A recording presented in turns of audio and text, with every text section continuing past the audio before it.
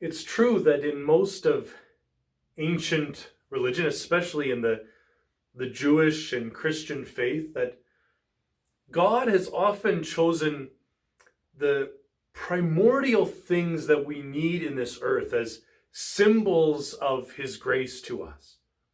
So a while ago, I talked about the significance of water. Water is this very strange substance. It has no nutritional value. It doesn't contain any vitamins or calories or carbohydrates, and yet it's necessary for all human life. Human life can't function without water. Well, today we see in John's Gospel another element that is just as important to us as water, and that's light. And just like water, light is equally as strange. Light is, well, even scientists are confused by what light is. They will say, well, it acts like a wave, it acts like a particle or like a photon. And yet in all these different ways, it doesn't act like a wave or a particle or a photon. So what is it? It seems to be something entirely different from every other thing that exists on the earth. And it's weightless. I mean, it doesn't have any real mass that we can detect.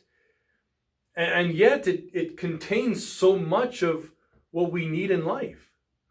You know, plants can take this thing, light, that's so near immaterial, and yet they can transform it into what they need to grow. Right? They can absorb it and absorb nutrients from it. Even our own bodies, I mean, we need sunlight. You know, you take away sunlight and we end up with vitamin D deficiencies and all these kind of various strange things. So light, although light has so little to it, it's so ethereal in nature, and yet it's so central to everything that we need. Without light, we wouldn't have plants, we wouldn't have animals. Our whole human life as we know it would be gone. That light is, there's good reason perhaps why the very first thing that God made as he created the world was light. That every kind of religion, especially Christianity, has seen this great emphasis on light and darkness. And so we see that present in our gospel today, in the Gospel of John, as Jesus meets with Nicodemus. And we've heard of Jesus' encounter with Nicodemus over these past couple days. Nicodemus who meets Christ at night. Nicodemus is this kind of closet follower of Jesus. He's interested in Jesus, but he follows him at night. He doesn't know exactly who this person is or if he wants to be known as his follower. And so he follows him, as it were, in secret. And so Jesus today reveals to Nicodemus this reflection upon light and darkness. He says that the judgment of the world is this, that light came into the world and people preferred darkness over light. That though light came to save the world, though light came to give life, to do everything that light does, though light is this essential thing that the world needs to survive, yet light came into the world and people preferred darkness. They preferred to live in the shadows. And Jesus applies that to himself. That just as light is essential, so Christ is essential.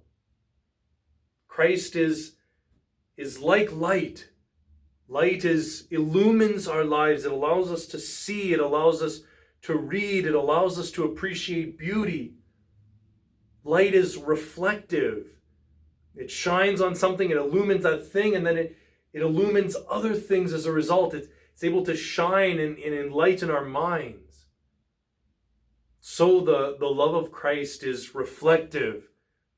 It's meant to illumine everything that we do. It's meant to shine into the darkness of this world. We're meant to live as children of light. not of darkness. And so there's something beautiful about light. In John's Gospel, light and darkness are major themes. Jesus will say, I am the light of the world. Whoever believes in me has eternal life. A city set on a hill can't be hidden. Light is meant to shine to the world. Light is meant to be for all to see. And so we're called today to shine that light into the world. Not to live like Nicodemus does in this gospel as a disciple of the night, as a disciple in secret, but to live as a disciple of Christ in the light, as we see in the apostles and the Acts of the Apostles.